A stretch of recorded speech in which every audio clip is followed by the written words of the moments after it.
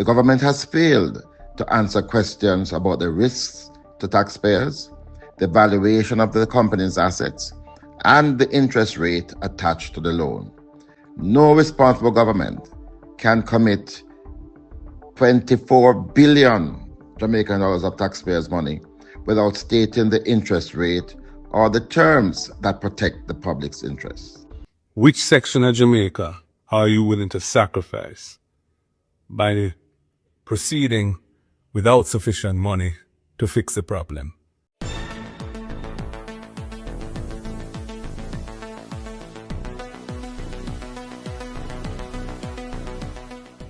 Blessings, ABR family and viewers. Welcome back to the channel. Welcome back to another video. This is your girl, Anissa Rose. And in this one, while the opposition continues to press the government for more answers as it relates to some 150 million US dollar loan, that's 24 billion Jamaican dollars to the Jamaica Public Service, we've seen the Minister of Energy comes out again stating that JPS is expected to get an additional 50 million US dollars from the Electricity Disaster Fund for post-Melissa restoration. Please stay tuned for the details at hand. Don't forget to like, share, and subscribe to the channel. Now, with the price tag said to be 350 million US dollars for complete restoration of grids, mainly affected the western side of the island post-Hurricane Melissa. We've seen the push from the opposition in the House of Parliament yesterday, questioning the Minister of Energy, Darrell Vaz, as it relates to the government giving them 150 million US loan. Not sure if this is the same cat bond money that they received, right? And some 200 million US dollars still outstanding. We're seeing the minister come out now, basically letting us know that they are trying to narrow the gap. So JPS is expected to get an additional 50 million US from the Electricity Disaster Fund for post-Melissa restoration. Basically, I say them are going to get some more money to quickly restore electricity to the entire island. But even with that, there's still an outstanding balance of 150 million US dollars. There's more questions here than answer. But I want to take you back to some more argument here from the opposition. Minister, the JPS has said that they estimate that the damage is 350 million. You are providing 150 million. Are you comfortable that the 150 million that the government is going to loan can provide the full restoration for all the parishes in the time frame that you have indicated? Right? By end of, hold on. Right? My second question, and I will ask you to ask your colleague who is sitting beside you. When will the Parliament get a statement from the Minister of Finance which outlines all the monies that we have gotten from the insurances, the monies that we are negotiating with our multilateral agencies, IMF, World Bank, IDB. We know that we have an estimate of US $8 billion. It is anticipated we can probably raise 1 billion US. Where is that shortfall going to come from? What are those funds going to be used for? We are 4 weeks after the hurricane, and the Minister of Finance is yet to come to the Parliament and tell us how much money we have, how the funds are going to be used. And every other minister can speak, can say many things, but if the Ministry of Finance cannot speak, right? So my question, Minister, do you believe 150 can cover the full restoration in the time? Question at a time. Just make him answer question. Make him answer. One question. Turn it on.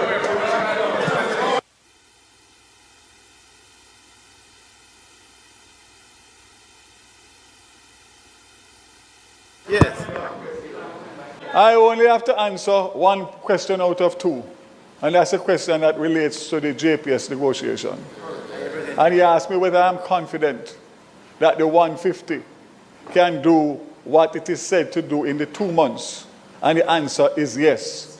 Secondly, he asked about whether or not I'm confident of the additional money, and I will make a statement here to say we will work with JPS in whichever way, shape, or form that is required, if it means that we are to benefit the people of Jamaica in the shortest possible time. Yesterday in the House of Representatives, Minister Darrell Vaz told us that JPS needs $350 billion to restore the electricity grid so that people can get electricity. He said that the government is going to take $150 million and lend it to JPS. I asked him, so what about the other $200 million? Are we going to ensure there's a plan that puts that money in place before we risk our 150 so that the full 350 that he said is the amount required is available to JPS? At that point, he went on a tirade, calling people bad mind, heartless, and all kind of foolishness. It was a simple question, it was a logical question, and it's a question they need to answer. Because we need the grid fixed. We need it fixed as quickly as possible. It's going to cost $350 million to do it. Only $150 million is on the table. What's the government's solution for that gap? Simple. And Minister Vaz, I have one more question.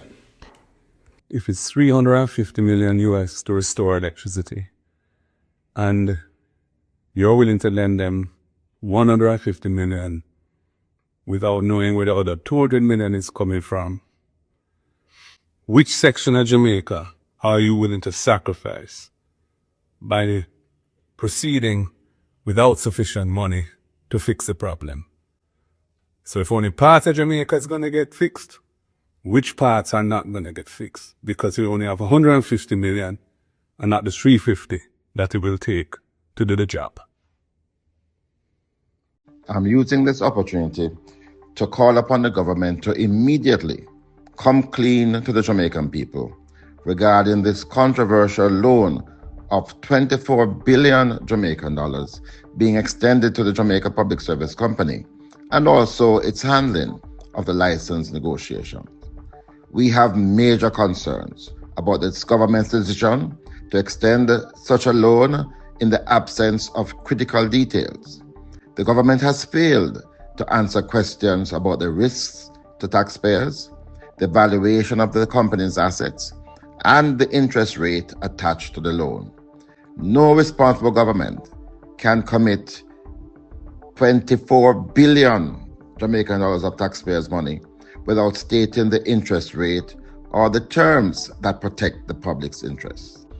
Based on the government's own disclosure, if the loan is not repaid within 2 years, the government intends to convert the debt into equity. If the plan is to convert unpaid debt into shares, what is the current valuation of the assets the government will be acquiring? Has this valuation been completed, and at what date? I also want to know whether or not the JPS will be able to secure funding for the balance of US $200 million that it claims is required for full restoration of service. And I am demanding that the government disclose which state agency will disburse the funds for the loan. I believe that the government, in providing this loan to the company, should use it as leverage to secure meaningful concessions from the company. I'm therefore recommending the temporary suspension of JPS's monopoly on transmission and distribution during periods of national emergencies, for example, to allow neighbors with functioning solar or alternative generation to supply nearby households legally. I also believe it's a good time now for the government to enable those operators in special economic zones to generate and distribute their own electricity internally, reducing costs and accelerating economic recovery. The government's poor handling of the issues surrounding the JPS license is another reason for the instability that the company faces and why it cannot on its own secure funding for the full restoration. We have been urging the government since 2023 not to wait until 2027 to negotiate essential changes to the JPS license. There is no magic to that date. Licensing terms can be amended at any time, and we have wasted valuable years when leverage was available.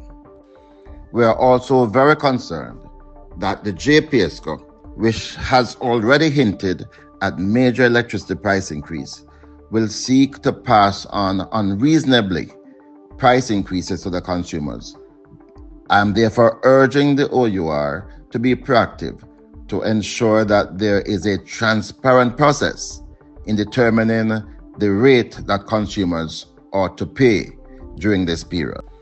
We are also very concerned that the JPS, which has already hinted at major electricity price increase, will seek to pass on unreasonably price increases to the consumers.